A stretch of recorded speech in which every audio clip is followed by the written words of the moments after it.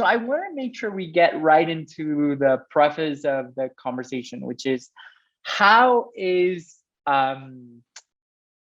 diversity or disability an asset for your business? And you can talk about it from the fundraising perspective, from the team building perspective, whatever you think is more prevalent to you. And so let's start with, let's shake it up a bit. Let's start with you, Adam, first.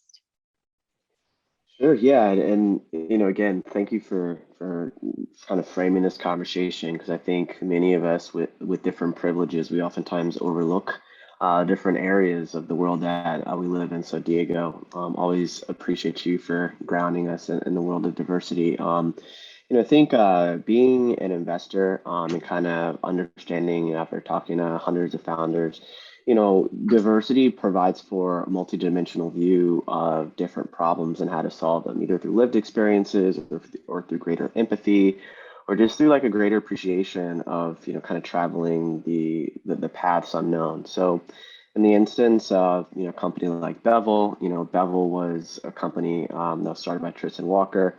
Really, the question was, why aren't there any male shave products that are designed for black curly hair? And in the space, been around for hundreds of years, the traditional razor design didn't really fulfill that need, and so it resulted in a lot of razor bumps. So he, used his lived experiences as well as his amazing ability to build teams, working with dermatologists to create a company that was later acquired by Procter and Gamble. Another really awesome company would say is Squire, now which is close to $1 billion company. They're mainly focused on the on-demand account setup and payment through barbershops, right? So traditionally barbershops had been cash only. You would show up at 1, maybe get your cut by 3, but it's still dope because that's a place where people converge. But they really kind of thought about how to use technology in order to elevate the customer experience as well as bring a lot more scalability to the barbershop, right? And so these are things that I don't necessarily think somebody who wasn't who never been in a barbershop or never gotten razor bumps would really appreciate. But I think especially when you look at companies that are focused in culture and rooted in diversity, you kind of validate that they're really large market opportunities, and oftentimes capital follows. However, I don't necessarily think that we're where we need to be as it relates to, trusting diverse founders, Black and brown founders, disabled founders with the same level of trust to raise and also lose in the equal amount of money that our, white male heterosexual peers may have. So we've got a long way to go, but there's some great stories. If I can do kind of a follow-up to that, what are some of the strengths or the sort of unique perspectives that you see the quote unquote underrepresented founders that you work with? What are some of the strengths that you see them bring to the table that are oftentimes overlooked? Yeah, I mean, I think it's a tremendous amount of passion and also empathy, right? So, when you look at the space, many folks are first time X, right? First to go to college, first time founders, first time entrepreneurs. I'm Nigerian, so it's a miracle that I got away without an engineering or a medical degree. But like, it's a very lonely space, and oftentimes, if you don't come from wealth, your first shot as an entrepreneur can literally make or break you, especially if you use what little savings you may have in order to bring this to life, right? So that kind of brings an extra fire to do more with less, because I think in the space with venture, we oftentimes think that capital is a means of strategy. I just throw money at it, I put ads in front of it, and then people are going to show up. But we've seen many times over, many well-capitalized, better capitalized companies do not perform as well as those founders that are super hungry on the ground and really empathetic about solving problems for their customers. Yeah, makes sense. Vanessa, I see you shaking your head, so would love your take on, especially as a founder, right? As a founder from various different intersectional identities, how have you found your disability to be, or your multiple identities to be a strength in your journey? Yeah, for sure. So I guess that, so for me, I guess as background, I have what I call the AAA. So autistic, anxiety, ADHD. And so, I think a lot of those have come together in a way of, as you've talked about, Diego, in terms of helping me be a person that just naturally adapts to things all the time, because I have to. And that whether that's, adapting the typical kind of startup mindset or tools to fit my needs and my schedule, I've gotten used to doing that and kind of being in a mindset where I'm like, oh, actually, let's question these norms. Let's try to make things a little bit more efficient and fit not only the needs of myself, but the needs of my team. And I think that adaptation and that, changing up of things has also been very nicely coupled with me growing up as a first-gen Latina. Like, I think that for us, where, most of my family, we're all very much self-starters, extremely resourceful. And I think that resourcefulness has just like totally carried into the way that I do entrepreneurship, in terms of, saving on runway, doing things more efficiently that way, being able to figure out what are the assets we have? What can we utilize and leverage to our advantage? So I think those have been really big. I think also being, having these conditions, right? Like I have had to learn how to know myself super, super well. And I think that self-awareness is such a huge, huge and necessary component of being a founder.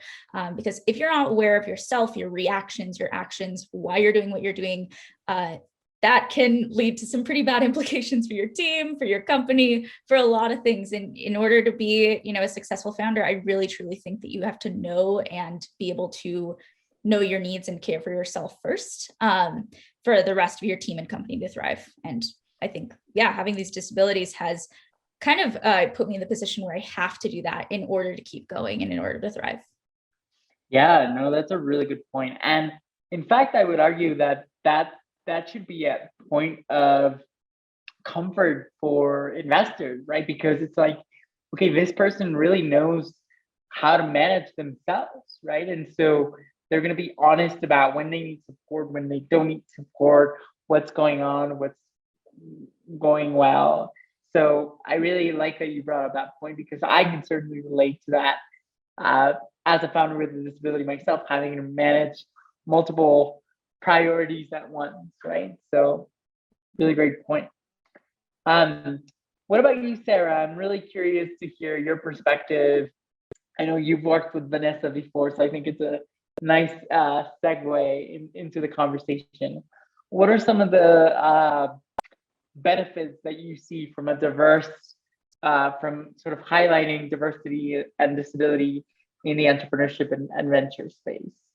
Sure. So I think there's, to me, the obvious answers that everybody can or should know by now, that diverse teams have better performance. Diverse teams build better businesses, just point blank. And so it behooves a venture capitalist to look for teams that have diverse teams and diverse perspectives, because it builds better companies. But I think if you dig a little deeper into that, obviously we want to generate the highest returns that we can, but the reason that those diverse teams have performed better, in my experience, is they're problem solvers. Like if you, for somebody who's in a wheelchair, if you always have to think 5 steps ahead to how am I going to get into this particular place, or is this place accessible? Like you just have a different mindset to how am I going to solve this problem?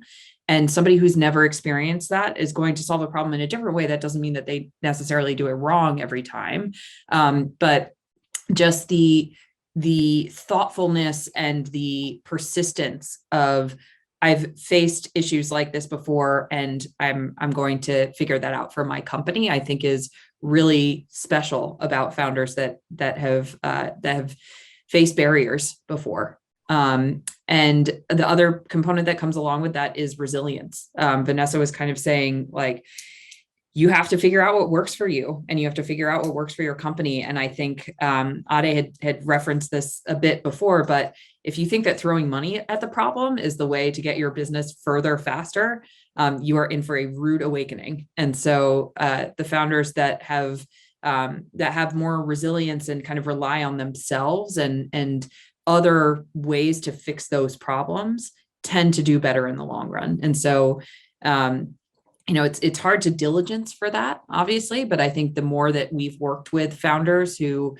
come from different backgrounds and have faced different obstacles in life, the more we can understand, what is it that drives this person, and that helps us with future diligence, and it helps us with really selecting the best entrepreneurs to put money behind.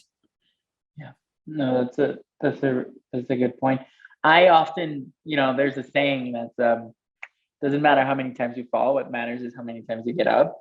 And the spin that I put in there is I've literally fallen thousands of times on the floor, right? It's not a metaphorical exercise. I have literally fallen thousands of times on the floor. So the resiliency that builds, it translates to the work environment. So I totally see your point there.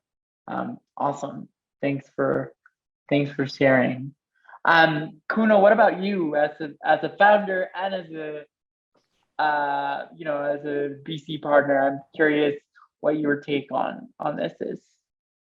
Yeah, I think disability and diversity brings a very unique opportunity, meaning it brings a completely new set of perspective that people have not really thought about or considered about. And what I mean by this, and for example, the startup that I'm running, we're totally focused on making inclusive metaverse, meaning that we want to include all kinds of people, regardless any kind of disabilities or abilities.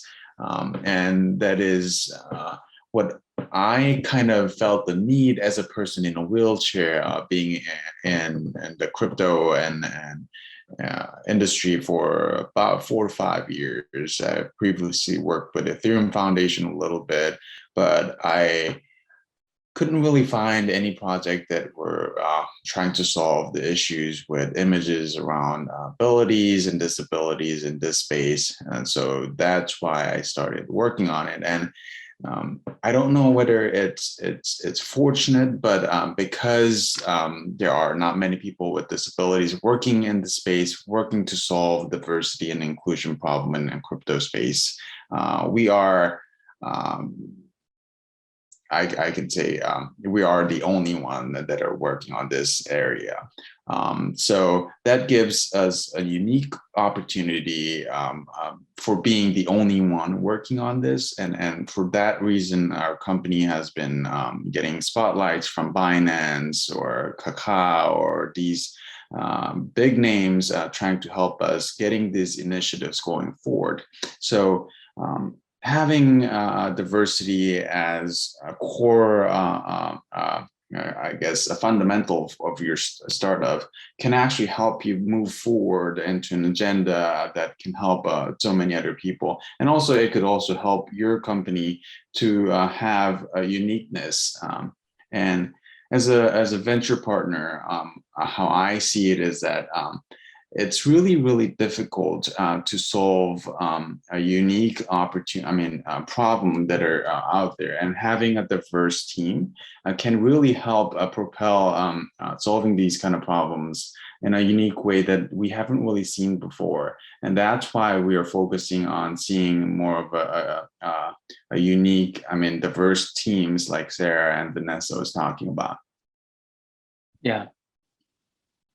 No, that makes sense. And I think that, it's something that for diversity as a whole, I think it's something that's getting more attention these days. And so we are even seeing it with the types of people that go through our programs and the types of conversations that we're having. So I think, we're at a right time to be having this conversation. So I'm really happy to be a part of that. Now, I want to shift gears a bit we talked about kind of the positive aspects of diversity and disability in the entrepreneurship and venture space. What are some, and Ale, you sort of alluded to this a little bit, what are some of the challenges that you see? And more importantly, how do we address those challenges in terms of creating, because there is all these conversation around diversity and the importance of diversity, but the reality is still funding and access to resources for underrepresented founders is still significantly less. So how do we kind of move beyond conversations and actually create a more equitable society? So why don't we start with you, Avis, since you started us off on this already? Yeah, sure. So happy to give some insights in terms of some of the things that we're doing. I mean, I think there's this excitement around this concept of all black cap table, right? So you have an early stage cap table with all black investors, and it being kind of this ambition, to pull together resources to create wealth and generate opportunity as a founder as well as an investor. And that takes a lot of work as it relates to educating new investors, angel investors, about these different opportunities. Helping them better understand the mechanics of putting risk capital to work if you're traditionally more into investing in the stock market. So getting people interested in and aware of investment opportunities just in general is one, but then on the other side of it is really being intentional around having these conversations, especially as it relates to with founders, right? So, a lot of the conversations that we're having with our founders and deals that we're looking at, it's like, like how much is available in this round, and then we'll go back if we're not taking the entire round. And we will reach out to people within our network to let them know about these opportunities, right? So we're not just focused on taking advantage of some great opportunity. We also want other people to follow as well. And so that's the only way that you're going to be able to actually tactically get to this space. Because if you think about it from a kind of psychological standpoint, friend or family getting a little check from an investment, that kind of creates a level of awareness, a little bit of FOMO. We all know how that works. But I think also the other side of it is not rewarding mediocrity, right? Like if I see somebody, like I've literally seen this before. I've seen a diversity panel with all white men, and I'm like, I'm gonna assume that you just didn't check LinkedIn. Here are 3 or 4 people that you could hit up, to have this conversation. But I'm just letting you know, right? So let's not reward mediocrity by going to events and supporting brands and even going to businesses that aren't accessible, right? Or know that they should be accessible and that aren't. So we can't reward people through brand elevation, money, etc., for just being mediocre and being behind, because as Kuno mentioned, being the first has its opportunities but also its own responsibilities. So I think that as much as we can support our brothers and sisters in the space, we'll be able to move forward. Totally. And that storytelling piece that you mentioned is so critical. We've found it too, right? The more stories we're able to tell about the power of disability, the power of diversity, I think the more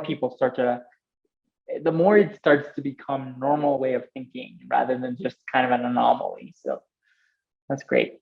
What about you, Kuno? What are some of the challenges you see in this space, and how do we overcome them? Yeah, I guess having a space where, like Delke was talking about, where a lot of support can happen for people with founders with disabilities, and also just having space, I think, is the most important part, and also something that we're lacking the most, because as a founder with disabilities, we have the unique difficulties and also some problems that we face as people with disabilities. And having the space would really help us to communicate, and also just amplify what we as a community need. And I think having the space will really help other people to join this movement and also understand what we're going through, so that people know what they can help, and also help propel what we are doing, so that more innovations can come from this sector. Yeah, the power of community. And Kuno, you should be our spokesperson, because you're talking about the importance of Together International and working with a community of founders with disabilities. So I really appreciate that. I'm just gonna kind of have a follow-up there. I mean, and shameless plug here, but you guys, Vanessa and Kuno, you're part of the Together International cohort right now, with support from Google for Startups. What has that meant to you in terms of how you, Kuno, you talked a bit about the importance of space, right? And the importance of being connected with like-minded people. So can you talk a little bit about how that experience has been for you? I know you're only in your fourth week, but I'd be curious to hear your thoughts on that. Yeah, so my entrepreneur journey has started from sophomore in college and being with a person with visible disabilities. And I studied at Harvard, and I had not found any person within the startup ecosystem with visible disabilities in East Coast, and it was really difficult to find a person who I can share my problems or my unique, obstacles that I face as a person with a disability in a wheelchair. So having just a cohort of people who share similar problems, just having that community means a lot to me, because I feel like there is a community behind who are struggling similar issues like me, but we're all here together trying to solve similar issues that we care about. So even if I don't really have any feedback or any interactions with other members, I feel like just having that space really means kind of like a morale support for me, so I can move forward and know that there is an army with me trying to solve similar issues together. Amazing, amazing. That's so good to hear, because we've been working in this space for a long time, and seeing it come together, and seeing you see the value in it, I think has been really great. So thanks for sharing. Vanessa, what about you? I see you shaking your head, so would love to hear your perspective on this. Yeah, I mean, I 100% echo what Kuno says. Like, I think that I've been through tons of accelerators, and they've been awesome, but I have always felt like almost the spokesperson for the disability community, because I've been the only disabled founder in there. And I think it's just so nice to be in a community where I don't have to explain myself. Like, there's no explanation that needs to happen. Everyone gets it. And we're all in this and facing similar challenges. And for me, I hadn't met another autistic woman until I was 20 years old, let alone an autistic founder.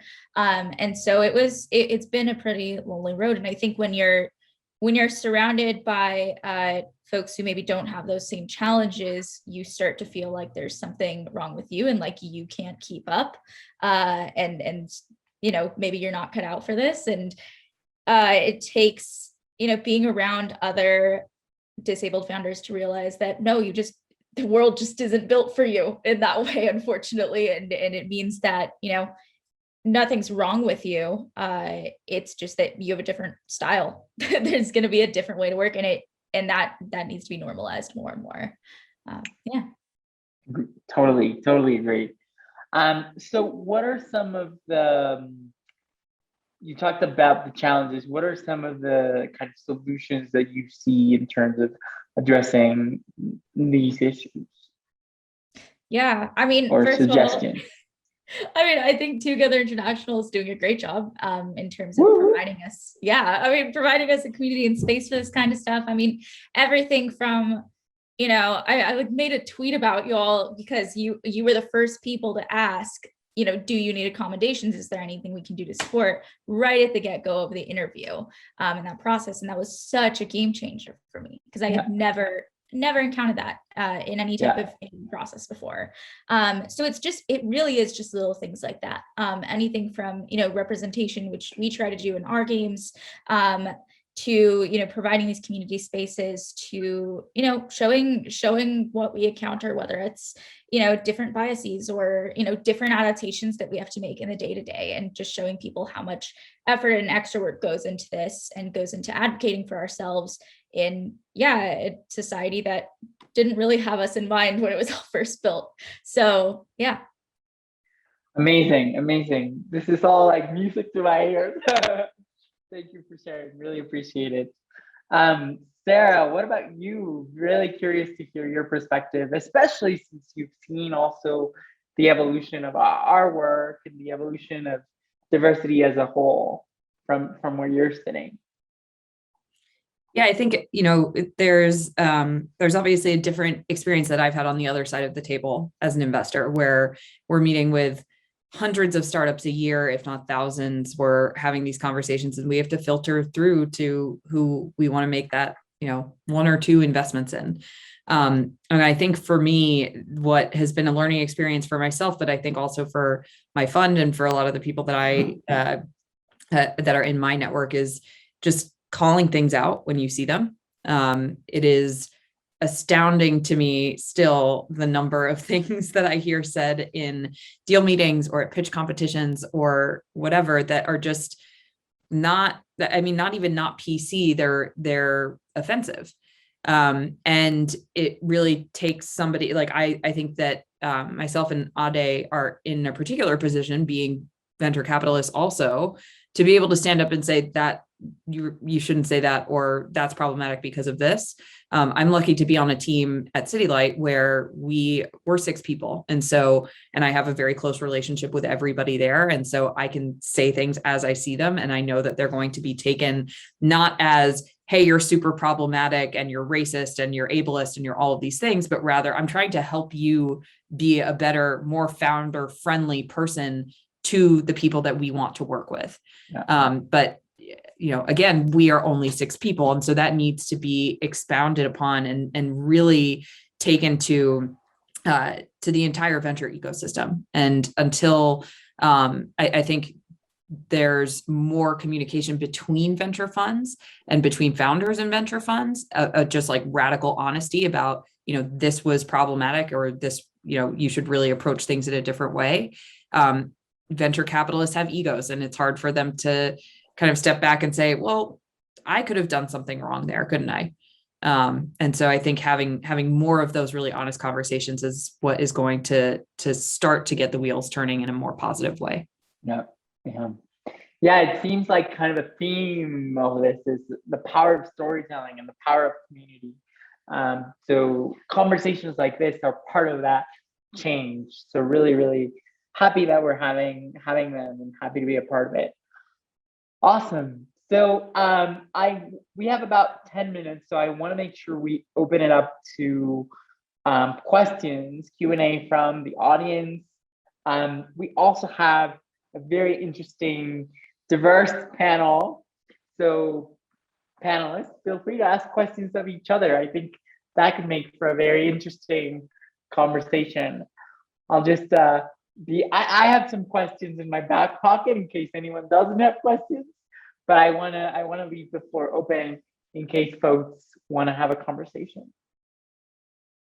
And feel free to write it in the chat, or for the panelists, feel free to speak your question, whatever's easiest.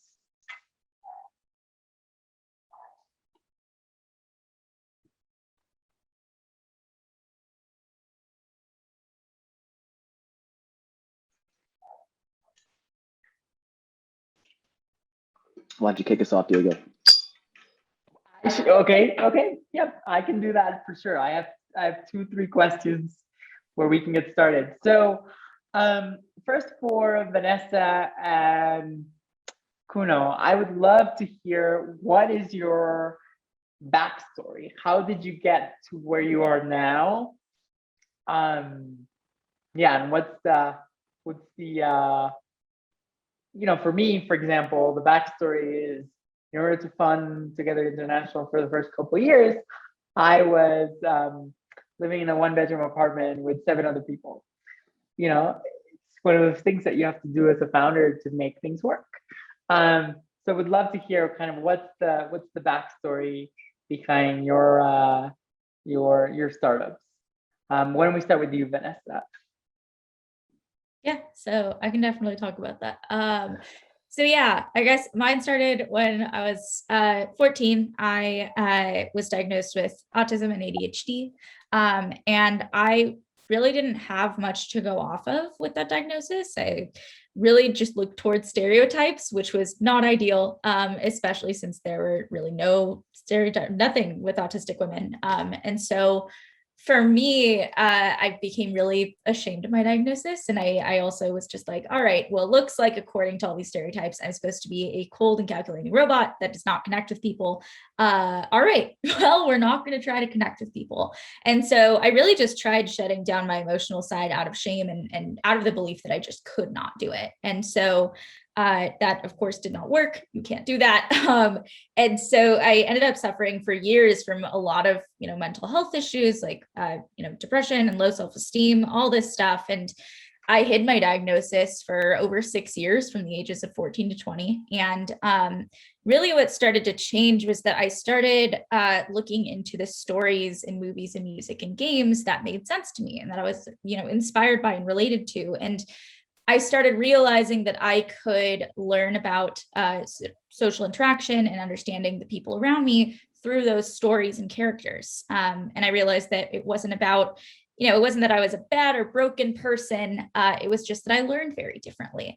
And so, off of that and my love for learning, I became a neuroscience researcher. I did that, got published, and I realized that I had come really far. And so I ended up putting together my, my personal experience along with my research experience. And that's kind of how Social Cipher began. And I think that it's still during that time, I had a lot of difficulties with my own self-esteem, with self-compassion and all. And it really was Social Cipher that helped me. And the story of our characters in our game, our main character, Ava, is an autistic young girl. And I think that through, seeing her as a character involved and seeing her story evolve, and I think through also working with hundreds of neurodivergent youth to create all of this, I started to realize that this idea of fixing myself was not the right way to go. And that it really was about embracing who I was and helping these kids embrace their identities and advocate for themselves and learn about their own emotions and social emotional well-being for themselves on their own terms. And I realized that in order to create a product that would create those outcomes, I had to do that for myself first. And so that was, how it all began. And it's a journey I'm still on, of course, but have definitely progressed a lot. And I'm hoping that is the same thing that happens for these young people too. I love that, the way you talk about it, it sounds like it's a form of self-expression. And as much as your business is progressing, you're progressing with it too, you're evolving as an individual.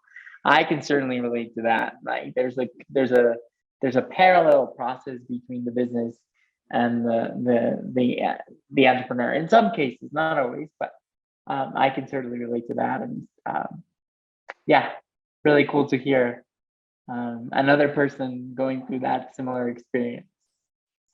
Kuno, what about you? What's your story? Yeah, just to go back a little bit. So I got injured 10 years ago in a skiing accident in Montana. And prior to that, I had zero knowledge about paralysis, wheelchair, or anything. So when I got injured, the only thing that I knew about paralysis was from a Pokemon game. So in Pokemon game, you can paralyze a monster, and if you drink a potion, you get unparalyzed. So I thought that was kind of like it. And when I look back on that, I thought that, actually games and these, the things that children are exposed to have immense effect about how they realize about disabilities and paralysis. So that's why I wanted to make a game where people can actually own a wheelchair or people with disabilities. Because how I learned through a Pokemon game is that once I own my Pokemon, I start studying about it and I start learning more about why it matters and what they do is how they become. For example, if you're like a water-based Pokemon, you have similar characteristics and whatnot. So I thought that, okay, if if I make like a wheelchair NFTs, people can learn more about like there's different types of wheelchairs, like manual wheelchairs or powered wheelchairs, or there could be a basketball wheelchair, tennis wheelchairs. One thing that we wanted to really show is that there are diversity within wheelchairs, and the people who are being in a wheelchair or it can be anyone. So that's why we made 10,000 different types of wheelchair NFTs out there. And hopefully by playing the games, people will have more exposure into it and learn more about, oh yeah, you can just be in a wheelchair, but you can do so many different types of sports and it's fun. And I hope that what we're building could help change people's perspectives about disabilities in a very fun way and also a very different way, because the narratives that I've heard when I was growing up is that people with disabilities are more of the people that we need to help out, and we don't really learn much about their lives. And kind of like what Vanessa said, it was kind of the subject of that we need to help them or fix them, and they need to be better and be somewhat else than they are not. So just making these games and owning wheelchair and disabilities, I hope that I want to change the narrative and also let people know more about disabilities in a more of a creative way. Amazing. The power of gamification to bring awareness to things. That's really, really great.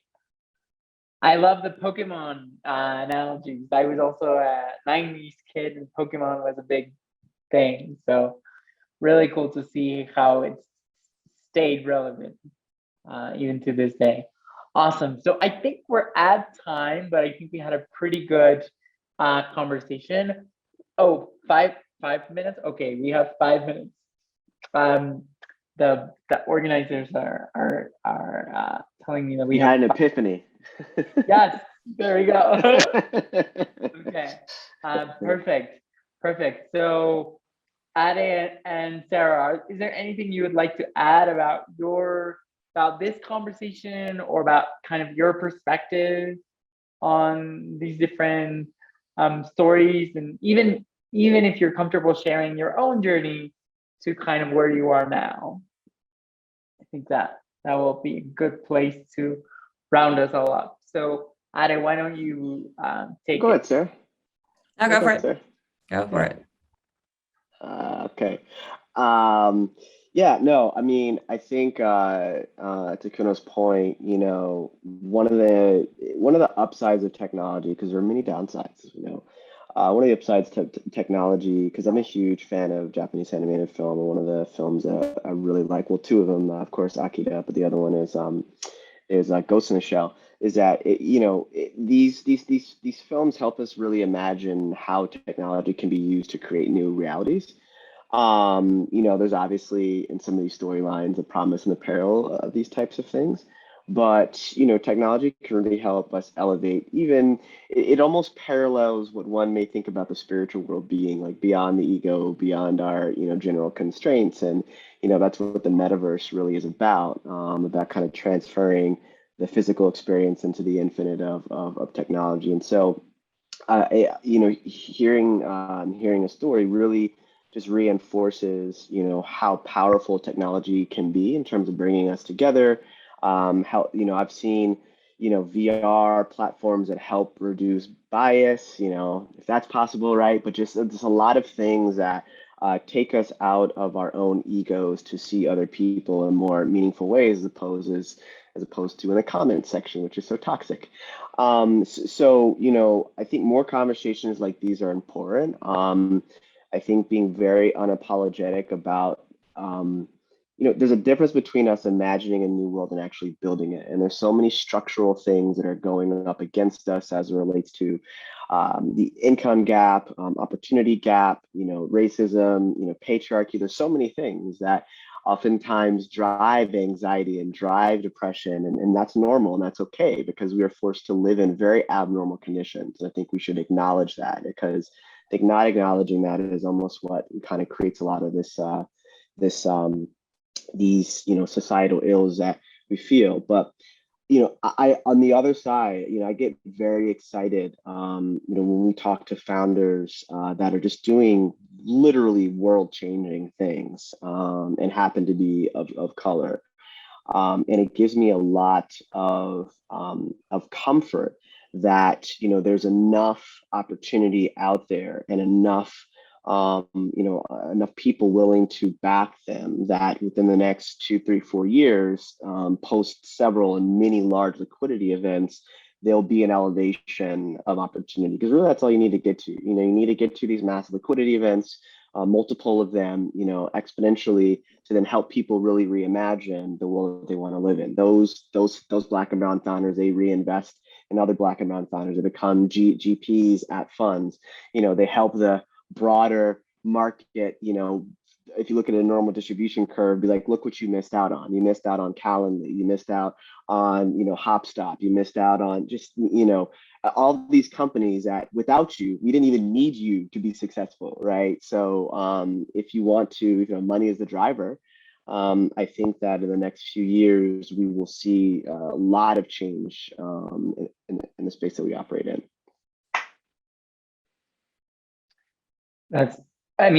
You got deep. You got deep. I like it. Sorry, Diego. No, it's good. It's good. Sarah, why don't you close us off?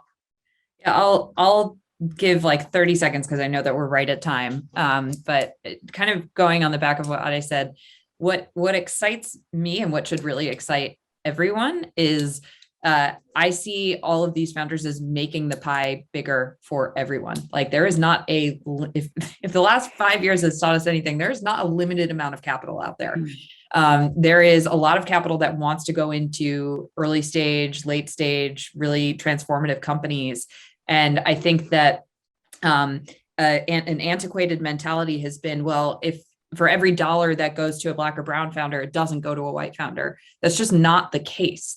You're actually increasing the size of the market. You're increasing the size of opportunity for everyone by investing more in these founders. And they're creating entire markets, not even just products or solutions. They're creating entire markets that like Calendly is now like, there's a auto scheduling market that they created. It's just like, everything is going to get bigger. Everything is going to get more evenly distributed. And that to me is the most exciting, that it's no longer going to be, I hope this is a little utopian, but it will be less of the us versus them, or we're doing this as something nice, but rather we're doing this because it is growing the economy. It's growing everything for everyone.